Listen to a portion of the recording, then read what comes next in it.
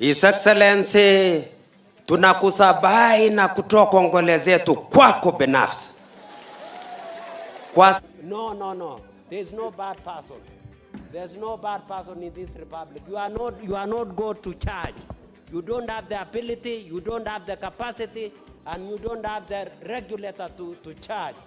Even Duale leader here, when President Moi called me, I gave it to you and you spoke. I did that. Relevance. So anyway, Speaker sir, sorry. I wanted, sorry, Mr. Speaker sir, sorry. Anyway, all I wanted to say is that Mutahi Kagwe is a great person, whereas Betty Maina is a great person. These are people we want in this country. These are products we want in this country. They have traveled all over the country. They can negotiate both bilateral and collateral negotiations. So what is it?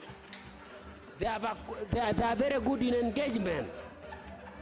So I remember very well in 1990, we went with them in delegation of head of states and government with Betty Maina. She argued a lot when we were in AGOA, and we won. So I can confirm to you that she is indeed a very competent person. The only thing that is killing this country, Speaker, is culture. I want us to be very serious when it comes to culture. We take things for granted. I want us to be serious. When it is reporting, let's report at 8 and leave at 5 o'clock.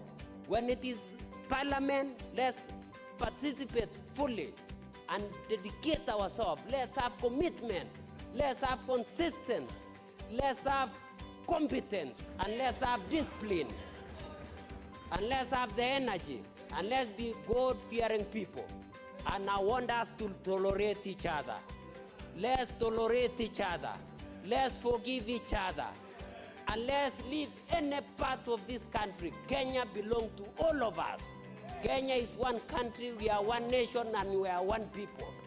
The issue of leaders saying that we want one, I don't care. Personally, I'm a patriotic person.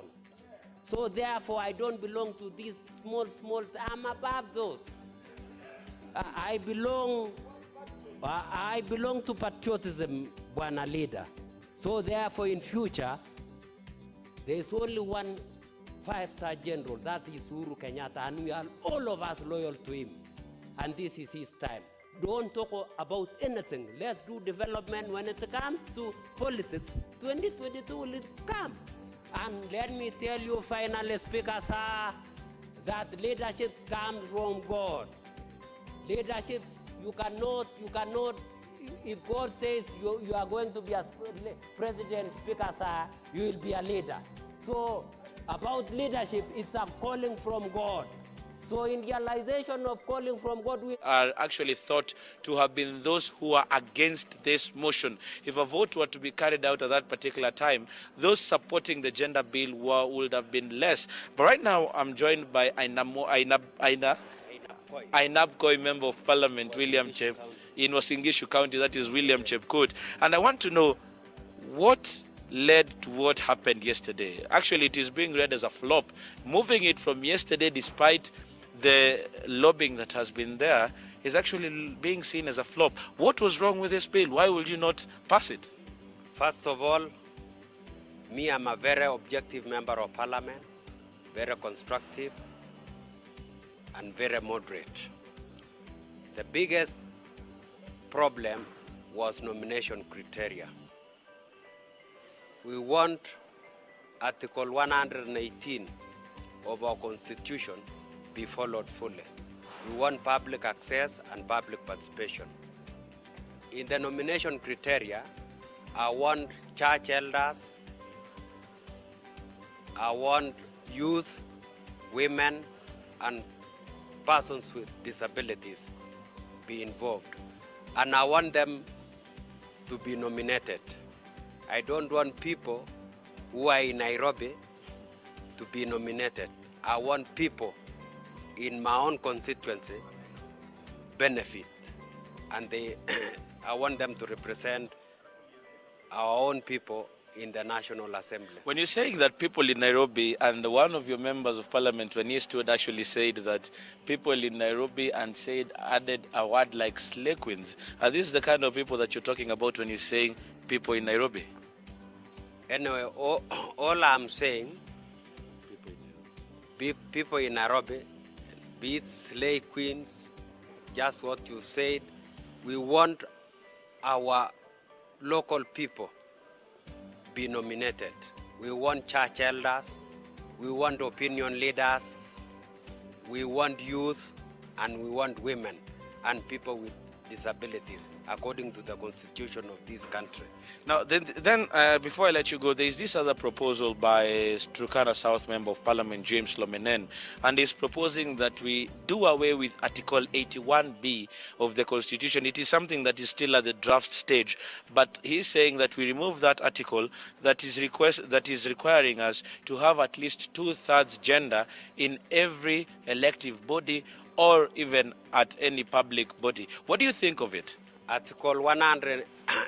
Article 81B is gaining momentum. We are still discussing, and we shall let you know. It is in discussion. We are still discussing. Having